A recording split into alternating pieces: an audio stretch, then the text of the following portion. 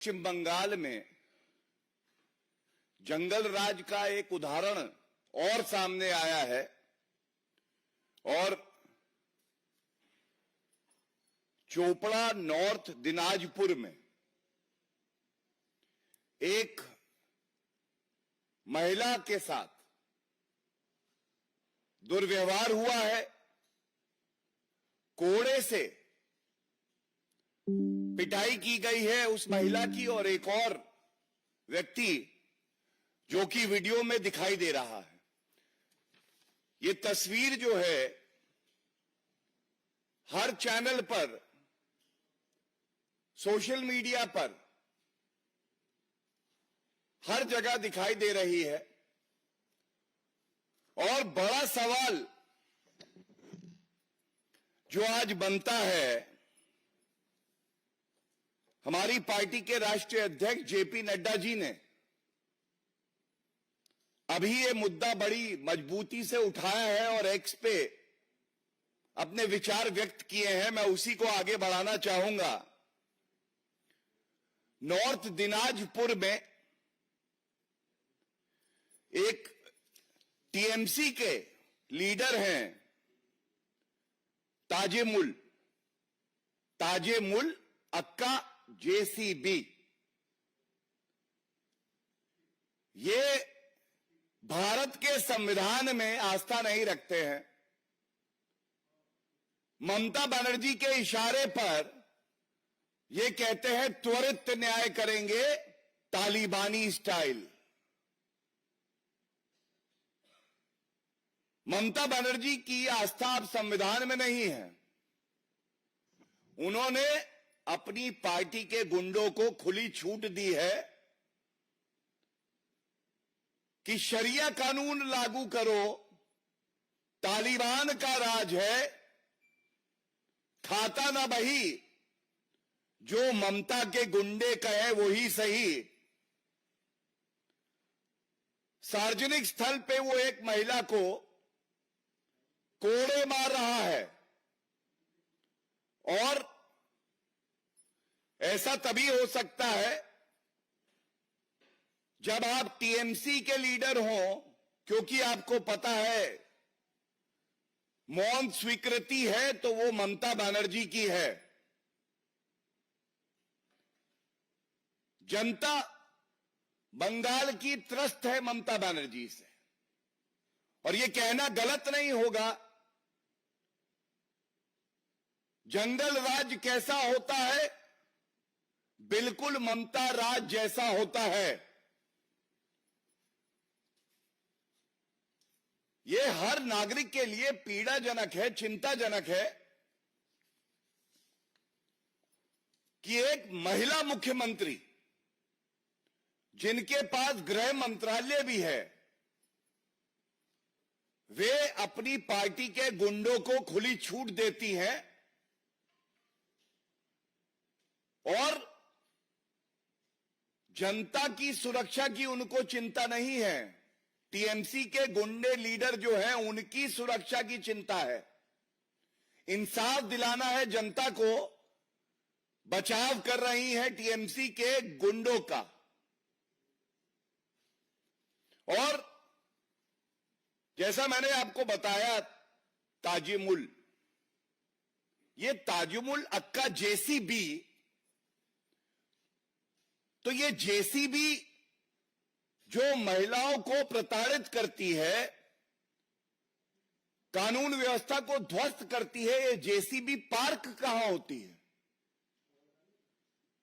ये JCB bulldozer संविधान को तार तार करने निकला है और ये पार्क होता है जाके ममता बनर्जी के घर पर, क्योंकि इनके ही विधायक हैं। टीएमसी के विधायक जिनका नाम है हमीदुल रहमान, जब इनके पास एक पत्रकार गया और उन्होंने सवाल पूछा तो इन्होंने खुले तौर पे कह दिया, मुस्लिम देश के कुछ नियम ऐसे ही हैं, ऐसे ही इंसाफ होता है। सार्वजनिक स्थल पे एक महिला को पकड़ो और कोड़े मारो, बेत मारो। आज सवाल यह पूछा जाना चाहिए, ममता बनर्जी जी, ये जेसीबी, ताजिमुल अक्का जेसीबी, ये आपके यहां पार्क्ड है। दूसरा सवाल यह है, ये आपके विधायक जो हैं हमीदुल रहमान, ये आप ही की सोच क्या आगे बढ़ा रहे हैं कि किसी भी महिला को पकड़कर सार्वजनिक स्थल पर कोड़े मारो, क्योंकि ऐसा मुस्लिम देशों के नियम के अनुसार हो रहा है। तीसरा, ममता बनर्जी, आप स्वयं एक महिला हैं, आपके पास गृह मंत्रालय है, और हम सब ने देखा संदेश खाली में भी आपने चुप्पी नहीं तोड़ी।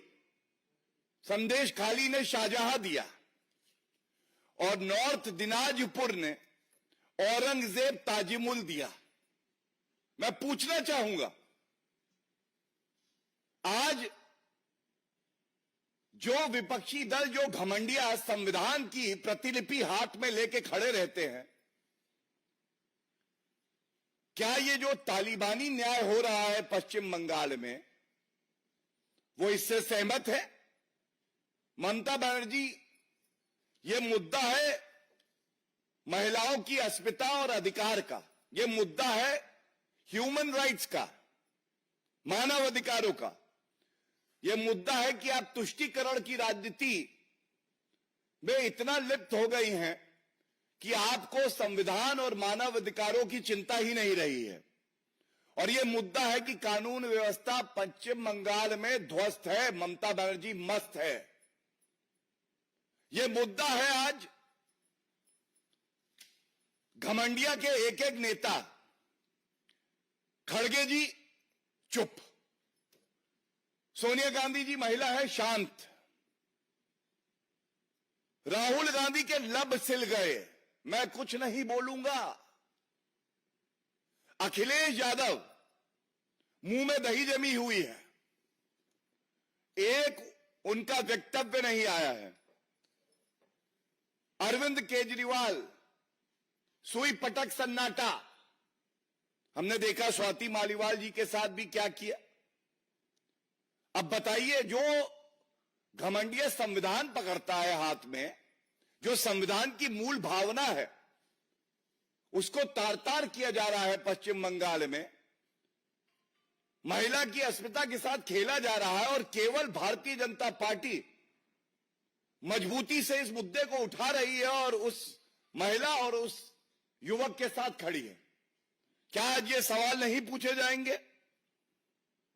और चिंता की बात यह है कि चाहे वो ताजिमुल हो और चाहे वो हमीदुल रहमान हो, टीएमसी के एमएलए,